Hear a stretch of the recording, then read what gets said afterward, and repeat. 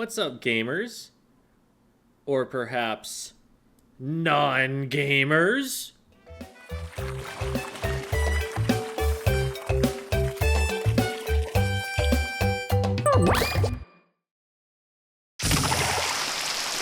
So, many of you probably already know, I posted a poll on this straw poll website for my audience. It was just a single multiple choice question, which was about how active you are with the game of Splatoon. And there were a couple of different reasons to ask this, one of which is that it makes a good video idea, but another of which is for me to be able to tailor my content for future audiences, and maybe to be able to make suggestions for other content creators and folks who want to understand the Splatoon community on a more holistic level. Because I think that there are a lot of people, especially like people who are on the extreme ends of the spectrum here, either longtime veteran competitive players or very casual players who don't fully understand how the community is laid out, because the people that they interact with are going to be the people that they generally want to play with or who see the game in the same way. And those can be a pretty small subset of the community and make you think that it's smaller than it is, different than it is. You know, there are a lot of misconceptions that can arise out of not understanding the statistical reality of the situation. Now, I'm not going to say that these numbers are reflective of the Splatoon community as a whole. This is representative of my audience, and that's important to remember. Specifically, it's representative of the members of my audience who were willing to click on a poll that I posted in as many places as I could, and actually fill it out for me. So, if anything, this is more likely to represent the more dedicated viewers, the more core fan base that I have, but this is a pretty sizable number of people. This is probably about half the views that this video is going to get on YouTube. So, having put it out there, having made it really, really easy, you just click one link, then click one option and click submit. I expect that, I've gotten a pretty good understanding of what the Squid School community is like. One other thing that I would say is also worth noting, I don't have exact numbers to completely back this up as, the poll progressed, but I was keeping an eye on these results. This is posted, as you can see, 3 days ago. And day 1, day 2, day 3, especially day 1, I'm keeping track of like what kind of options are coming in. This number did not fluctuate by more than like 1% the entire time that I was watching it. The proportions are very similar all throughout. So of all of the people who were clicking on this, there's no kind of bias with regards to time.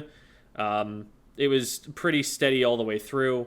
So I like these numbers in terms of their like statistical validity, at least for my purposes as a content creator.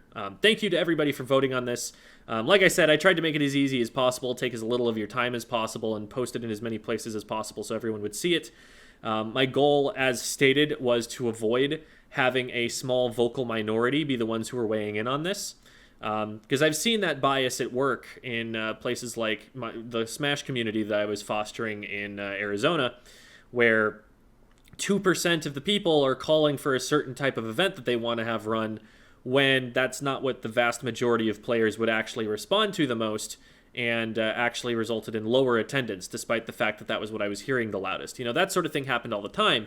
So I wanted to make sure that the numbers that I'm getting here are, as representative as possible. And I feel like we achieved pretty close to that, I would say.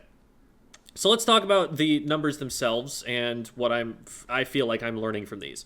I don't think that this is surprising on hindsight.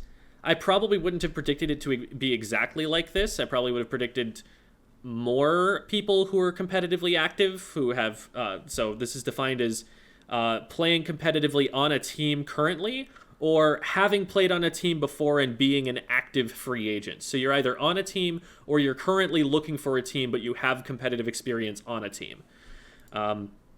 I was expecting this number to be a little bit larger, but this is definitely the number that you just expect, I think, if you understand the Splatoon community to be the biggest.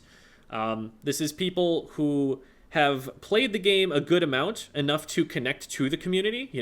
Typically you're not going to start reaching out and looking for more people who play this game until you're maybe like 100 hours in, maybe a little bit less, maybe like 75 to 100 hours or so. But that's the point at which you start to feel like, yeah, this is a game I want to keep playing. You're not in the trial period of that game anymore. You're not just struggling to figure things out and everything. Like, at that point, you're going to start seeking other people to see if they play this game and if they can play this game with you, That's when you're putting so much investment, so much time into the game that you become interested in finding other people who are interested in making that same investment, so that you're not spending all of this time on your own, and you're actually going to have friends while you're playing it with you, playing with you.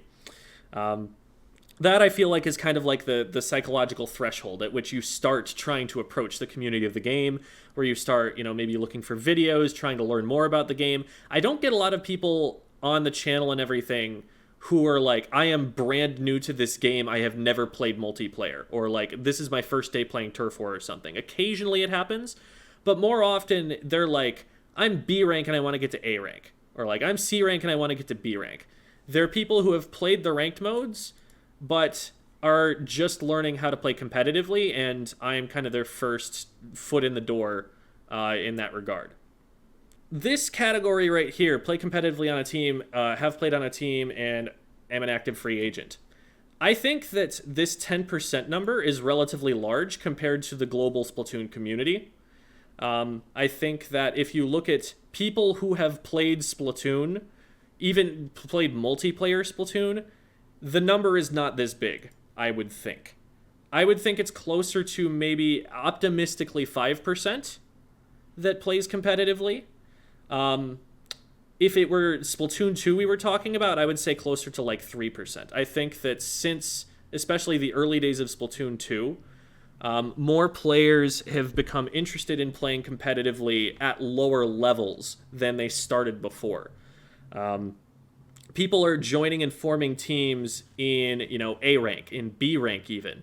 And that pattern didn't used to exist as much. It used to be that, like, if you really wanted to be on a team, you were looking to be high S plus to X rank immediately.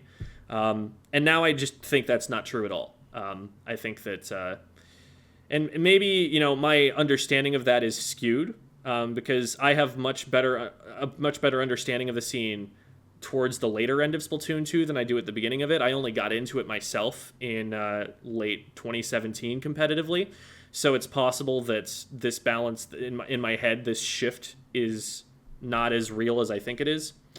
But I think that players generally are more willing to start competitively earlier than they used to be. Even so, I think that this shows a little bit of a skew towards competitive players watching my content, because that is the perspective that I take from it. These are players who are interested in improving, which lends them more towards competitive play. So even if they're a little bit more on the casual end, there's still people who have this like learning mindset. They want to know what they can do better still. And that's something that's drawing them a little bit more to the channel. Another thing is that I do have somewhat limited experience. I would imagine that if you would go to, say, Kiver, FLC, Prochara, some of the people who are playing the game currently at the very top level, you're going to see probably a greater skew towards this group of players, because those players are looking for the state-of-the-art, and my knowledge of the game is not state-of-the-art. I am, a solid analyst, but there are certain things that top-level teams are doing that I am behind, because I only play the game at like a Div 4 level or so. So I think that we'll see this number increase depending on the content creator. I would say especially for FLC, he doesn't really have a huge YouTube following. He hasn't made a huge effort to reach out to there. He's got a real, IRL job, and you kind of have to seek him out like the wizened old master on top of the mountain a little bit. You have to go into the Twitch streams, and the archives are only going to be highlighted if he decides to highlight them. There's a lot that is kind of a point of friction for people to find that sort of content, and so I imagine that the people who are going to be looking for it are people who have already been around a little while. I try to, change that as much as I can, because I think FLC does tend to have his finger on the pulse of where the competitive Splatoon community is at. Depends on, how active he's been. If he hasn't been playing for like 2 months, then okay, take it with a grain of salt, right? But he's also just been around long enough, knows the fundamentals, knows the game well enough that generally I trust his opinions on a lot of things. And that's kind of where you want to go if you want to figure out the game at a higher level than you can get from me. So I would say that, on those kinds of channels, you're going to see more from here than you are from here. There are a few other noteworthy demographics here. There's people who play Turf War but not ranked, and that's a significant number of people, 7% right there. I knew that this was a sizable chunk of players. This is something that you'll see a lot of the time, people floating around between lobbies with streamers, just folks who only play the Turf War modes, and a lot of them will play with the streamers, and the streamers have a certain kind of incentive to specifically play Turf War with the viewers because there are this many people who are in this demographic. And I imagine that there are a lot more of these that are not Squid School viewers, and that this is actually outsized in the general population of Splatoon players. Have played tournaments or pickup scrims but never had a team is kind of an intermediate range between played ranked modes and play actively competitively on a team. And this being fairly small, I think makes sense, because I think if someone's really interested in kind of diving headfirst into competitive play, this is their goal right here. And so even though, there are probably a good number of people who are doing this right here, the people who are doing this sort of thing, the people who are in this phase, probably get to this category fairly quickly afterward. So keep it up, you guys. I know that if you're looking for that team, like, there's somebody out there for you. It just takes a little bit of hunting. A few retired competitive players as well. So if you want to just look at people with competitive experience, you would add up this category, so the 2.45, to the I have played tournaments, pickup scrims, but never had a team category, to the I play competitively on a team. And that comes out more to like 16, 17%. I think it adds up to like 17% there. So that is something to keep in mind as well, that we're kind of taking number of competitive players and breaking them up across a few categories here.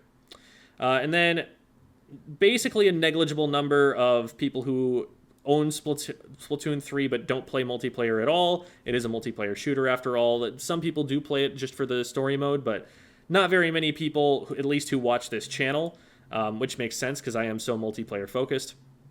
And then an even smaller number of people who actually have Splatoon and just haven't played it yet. And that is very, very small. Like, this is a number that you could probably statistically exclude. You could just say that is a negligible number of people. Just 0.06% is so vanishingly small. So we'll focus on the top end of this here. Overall, I think this is pretty representative of the people who would want to watch a channel like mine. I think that this is pretty representative of the Splatoon community. There are definitely, some demographics that are underrepresented in my audience. You get below about 17 years old or so, and my demographics like nosedive. They drop way off. I tend to speak for a fairly long time, as you can tell by the length of this video already. I may use some word choice that younger people might not understand. And so I think that the way that children play will be very underrepresented on this chart. You'll probably get a lot more people who, for example, play turf but not ranked modes, because a lot of children will play that way. It's a simpler way to understand the game to a really young child. And that is a significant demographic of the game. I think Nintendo's advertising is a good indicator of who plays the game, and there is a lot of that advertising that is specifically aimed at like primary school aged kids. So I think that's something that's underrepresented. And of course, none of this talks about Salmon Run. None of this talks about table turf, which are going to be significant portions of the community that just won't be served by this information here.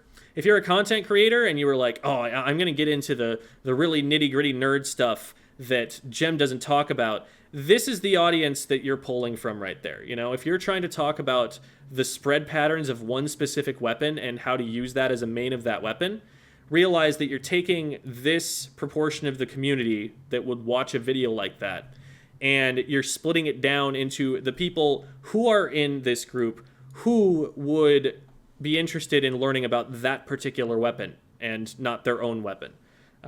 You got to think as a content creator about where your niche is, but you've also got to think about how large that niche is and how many people you will actually be able to get to click on a video that's about that thing. So one potential weakness of a channel like mine is that there are certain things that it's just not worth it for me to get into because they're so specific, except that those specific things are extremely valuable maybe to people who play just the Tentabrella, who play just the Gloogadoolies. Things about those weapons that may not be super common to see in competitive play, that only certain people will know about. You know, those sorts of pieces of information are important to have, but you have to curate that knowledge by going to other less general sources to find it. So that's something, you know, I would advise for content creators to think about. Obviously, there is a huge, you know, casual audience for the game, as evidenced by the prevalence of channels for more casual players. Take all of the top Splatoon YouTubers. Most of them are going to be casual, and they're going to beat the competitive YouTubers out in subscriber count by a significant margin. So, you know, that kind of shows you where the majority of the community is. But of the people who are interested in, say, improvement, of the people who are looking for tutorials for how to get better and things like that, this is kind of the breakdown that you're looking at. And so hopefully this helps you target your content to the people who are actually most interested in seeing it.